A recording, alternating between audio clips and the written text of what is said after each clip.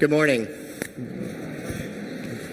We are Jim and Tonya Cabral, and we are honored to be able to share our experience of Epiphany as part of this Vision Weekend of the Capital Campaign. This community has been an important part of my life for 40 years. My family's been members here since 1981. My brothers and I made our confirmations at Epiphany and had wonderful experiences in the youth group. My parents, Jim and Dale Cabral, were attracted to Epiphany because of the post-Vatican II liturgy. It was joyful, vibrant, and welcoming of everyone. These same qualities attracted my Aunt Mary Minoff to join Epiphany in 1994 and my grandparents in 2002. And my brother and extended family members look forward to attending in person when they're in Louisville or via live stream now from their homes. Epiphany is my family, both by blood and by love.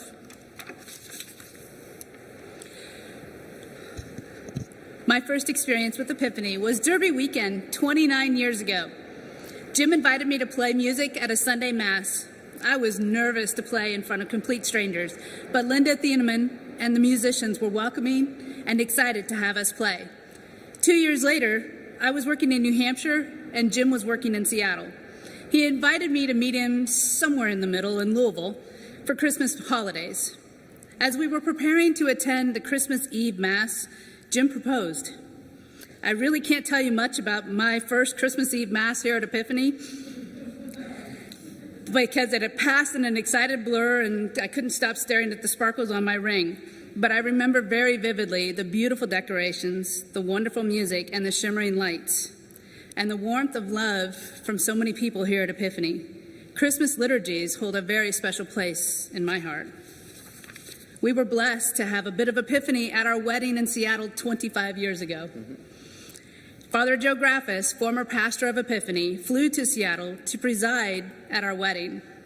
In my quest to understand Jim's faith, I was called to conversion, but my family is not Catholic. Father Joe, in Epiphany's tradition of inclusiveness, embraced and included my family and those who were non-Catholic guests at our Catholic celebration of marriage. 10 years later, we were ready for new adventures and a better place to raise our young family. Jim eagerly suggested Louisville, where his parents and his aunt and his grandparents lived.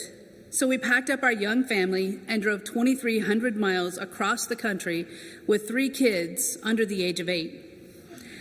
I didn't want to go to Epiphany just because that's where his family went, where generations of his family still attended. I wanted a place that was ours, that was our community, our friends. I made him visit several churches with me, but we all kept feeling called back to Epiphany. So why do we choose to worship at Epiphany? There are many reasons, but we only have a few minutes, so let us highlight a couple that are very important to us. The first reason we choose to worship here is perhaps obvious: the music. The section on liturgical music in the Catechism of the Catholic Church includes the quote often attributed to St. Augustine, "He who sings prays twice." Anyone who has ever had the chance to join us for liturgy and lift their voices with us in song understands how powerful those communal prayers can be. Thankfully, the COVID restrictions on congregational singing are now lifted. As a family of musicians, we also enjoy adding our instrumental voices to the traditional hymns and inspirational songs of the Christmas and Easter seasons. From the reverent mashup of Child of the Poor to the joyful anthem of This Is the Day, the music of our liturgies unites us and challenges us to work toward that city of God that we all dream about. The second reason we choose to worship here is the way Epiphany welcomes everyone to be part of our community.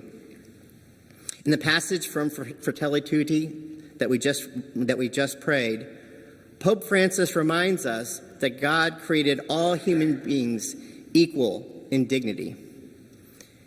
Many of our parishioners are cradle or converted Catholics, like the two of us. We also have good friends and family that are not Catholic or not fully initiated Catholics, but who are still spiritually fed here. Since Father Randy joined us, we now have the blessings of the deaf community. We've also seen firsthand how Epiphany is welcoming to members who are gay, lesbian, and transgendered. Finally, we have always appreciated the community's extra efforts towards gender equity, including the full participation of women in our liturgies and our programs. Our commitment to Epiphany shows through our talent, time, and treasure.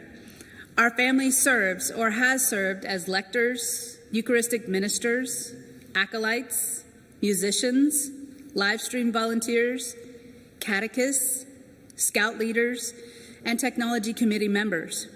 It is important to us to be servant leaders.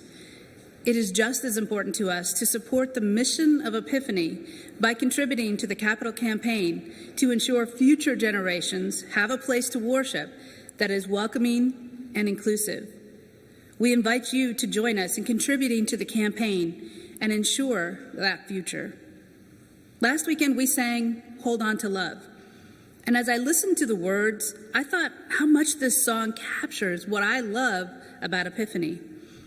In addition to being beautiful music that inspires us, it also reminds and challenges us that dignity means all are welcome. Over the past 50 years, Epiphany has embodied the goal of Vatican II to make worship more engaging, accessible, and inclusive for everyone.